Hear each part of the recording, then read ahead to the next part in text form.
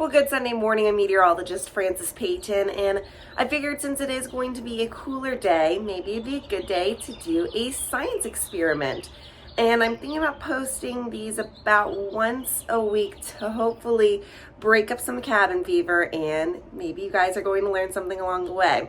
So today we're going to make rock candy, which is this crystallized sugary candy, but we're going to add a meteorological twist to it. Let's head into my kitchen. So, welcome to my kitchen. First things first that we're going to get, pretty simple ingredients. What you're going to need is sugar. Unfortunately, due to the pandemic, I could only find the Truvia fake sugar, but it has sugar in it.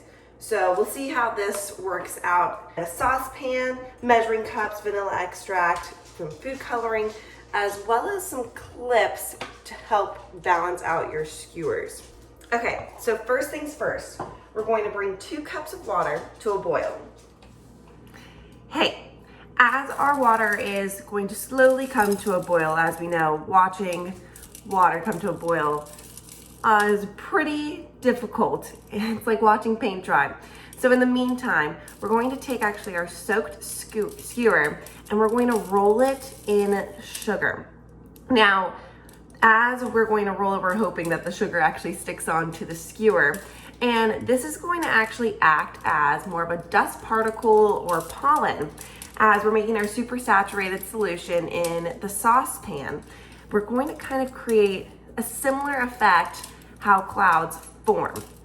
Oftentimes when a cloud forms, water vapor particles will latch onto a piece of pollen or dust or even sea salt. So these little sugar bits are going to act as that on our skewer. So once your water comes to a boil, you're going to incrementally add 4 cups of sugar. And you'll notice that it is going to just dissolve bit by bit. So you have to be a bit patient and make sure you're stirring the super saturated solution. So once your sugar has dissolved in your super saturated solution, you can remove it from heat and you have the option to add a bit of food coloring. I chose red and yellow to make a bit of orange. Let's see. So I'm going to just add just a couple drops. You really don't need much.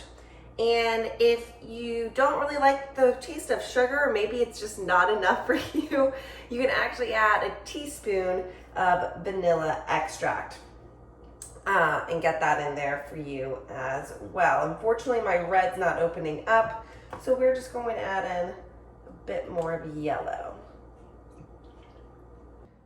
So once your super saturated solution, basically the sugar and water, has cooled down, you're going to transfer it into a mason jar. Now if you want to do this over the sink, it's probably your best option.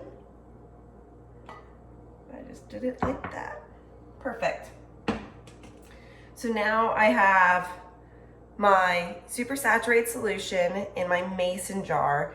And remember the skewer that we dusted with sugar? So again, these are our dust particles. This is basically going to be our water vapor. You'll stick that inside the mason jar.